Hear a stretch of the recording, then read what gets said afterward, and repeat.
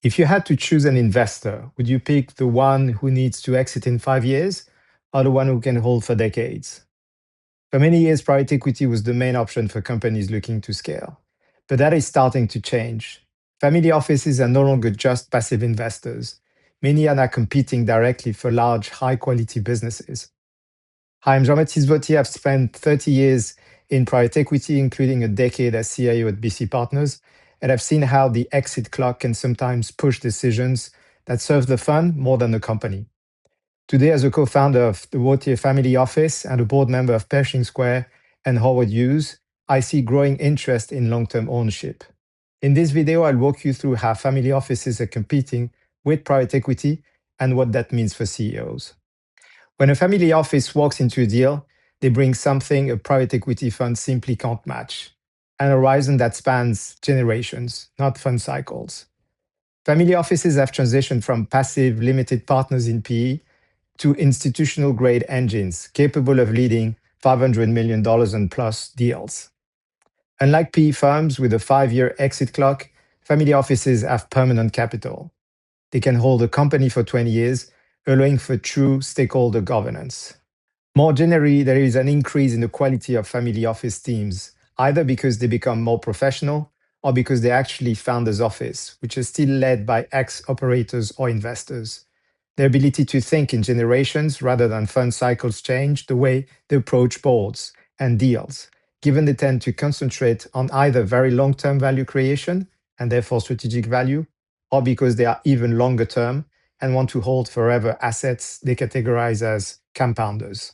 What if an executive bonus was tied to 10-year stakeholder health instead of next quarter's exit valuation? Family offices are more and more applying PE-style rigor to non-financial KPIs.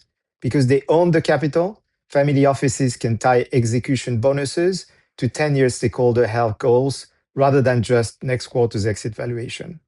It also means they can focus on the business fundamentals, such as its culture or the quality of its leaders, long-term strategy. And potentially they can take difficult decisions, which can cost short-term, but because they are so long-term and right for the business, become decisions that are much easier to take compared to more short-term horizon investors.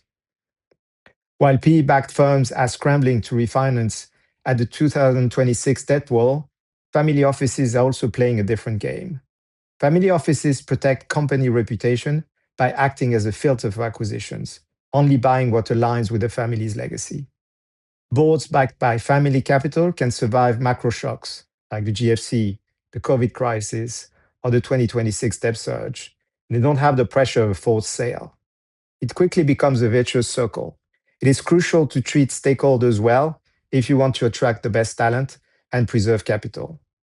A company that treats its team and ecosystem well actually creates more long-term value.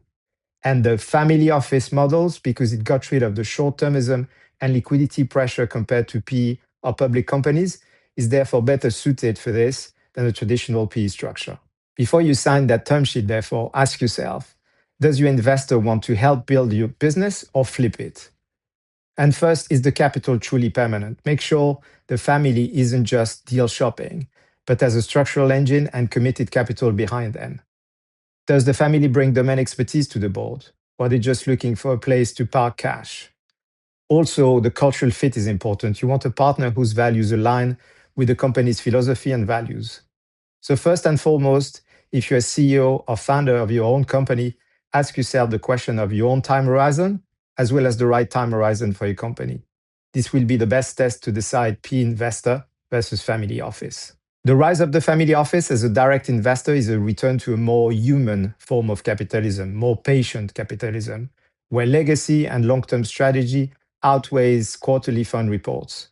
As we navigate the complexities of 2026, professional stamina will be the defining trait of the winners.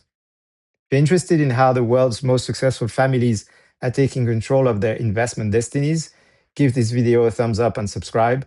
I'd love to hear from you in the comments. If you were a founder, would you take the quick exit or the evergreen partner? Thanks for watching and see you next time.